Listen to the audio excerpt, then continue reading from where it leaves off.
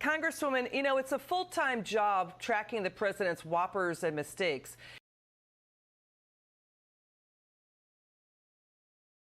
He's saying the deficit is coming down. It's coming down because pandemics.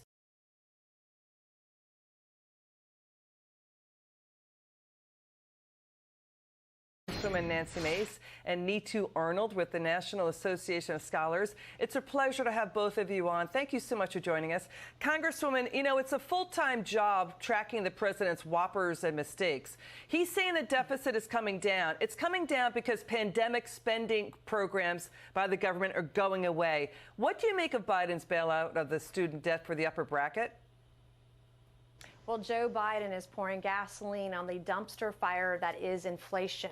Imagine this. One of my very first jobs was as a waitress at the Waffle House. Every waitress across the country is now going to be paying up to $20,000 in student loan debt for someone going to graduate school to get their MBA, or someone going to law school, or someone in college or university. And it's outrageous that he's going to make the folks that are blue-collar workers, that he's going to have them pay for the college of other people in this country. Yeah, you know, too, the Congresswoman's point, Neetu, it's not for Joe the plumber. Middle-class Joe, it's not about Joe the plumber right now. It's not for electricians or hairdressers who went to trade schools or Americans who volunteer for the military. What do you make of all this? It's unfair.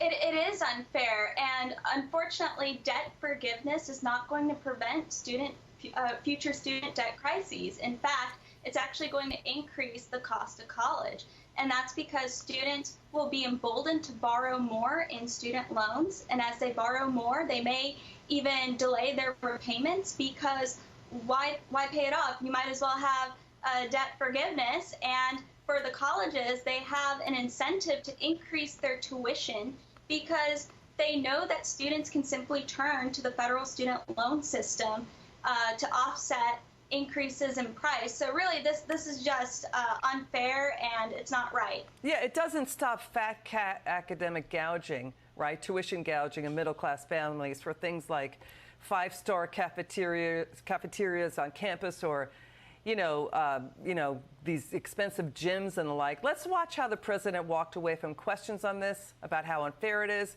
Watch a taxpayer ask the same of Senator Elizabeth Warren. Watch this. Is this unfair to people who paid their student loans or chose not to take out loans? Is it fair to people who, in fact, do not own multi-billion-dollar businesses? If she wants these guys to give them all a tax breaks, is that fair? What do you think? What about people who paid their loans, though, struggle to pay their loans, and now others don't have to? My daughter's getting out of school. I've saved all my money. She doesn't have any student loans. Am I going to get my money back? Of course not. So you're going to pay for people who didn't save any money, and those of us that did the right thing get screwed. Canceling student loan debt is good for the people whose debt is canceled, but it is also good for our economy and the rest of America. How is it good for our economy if our taxes have to go up to pay for it, Congresswoman? Even former President Obama did not do this. Well, think about this. Taxpayers are now going to be paying off the student loan debt for students who often go to colleges and universities that are paid for and subsidized by, guess who? The American taxpayer. And where's Nancy Pelosi in all of this? Just last year, she said that people think the President of the United States has the power for debt forgiveness, and he does not. End quote, Nancy Pelosi. What is her statement on all of this today? Hard to find, but again, you know, this is a good way to get votes in November, I suppose. Wait, so are Republicans going to move on a bill to try to stop this? Well, I don't know. I don't know what the legislative process will be to put an end to it. We're in the minority. Anything that we do will probably be stopped by the majority, by Democrats like Nancy Pelosi. Yeah, but if you take back control, you may move on it, right? Right, but then if we have a Democrat-controlled Senate, that makes things all the more harder, too. That means Republicans and Democrats have to work together, and that hasn't happened in a very long time. Got it. Neetu, you know, even Democrats like Jason Furman, he's one of Obama's top economic advisors, saying this is reckless. It's pouring roughly $500 billion of gasoline on the inflationary fire. Can you talk to us more about how this doesn't stop the problem at the front end of soaring tuition gouging?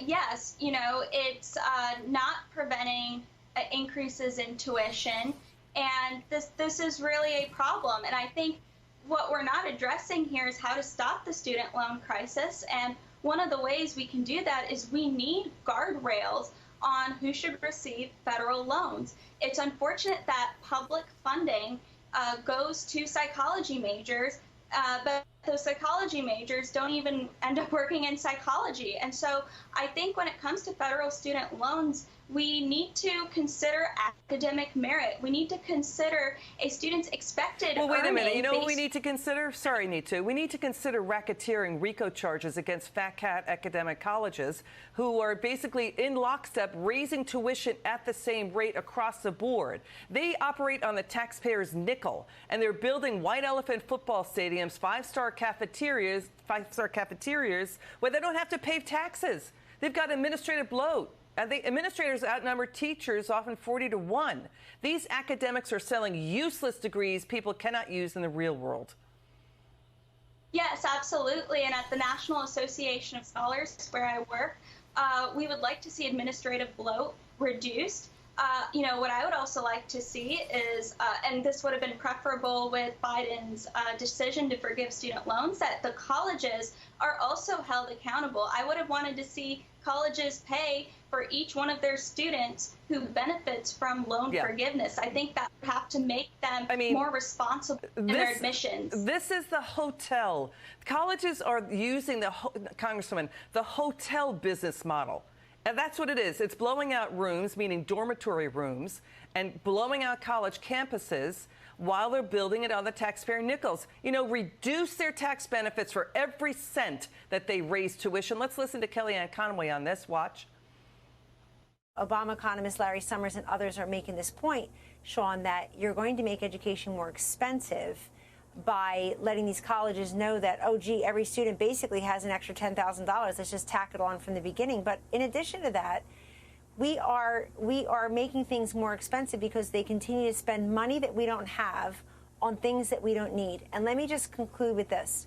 I'm hopping mad that we have an entire political party in this country, the Democrats, who don't believe in investing into opportunity scholarships, school choice, charter schools, educational freedom. If you want to invest in education, let's front load it into these kids who have been suffering under Biden's policies for 2 years.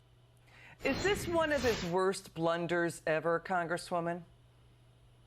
Well, Afghanistan was pretty bad, but if we're going to help students with education and paying for college and university, if their college and university is getting subsidized by the government, then they should be capping tuition hikes for those students. That is a great first step and is not happening in this country enough So today. it's a pretty bad blunder. It rates pretty high up there, right?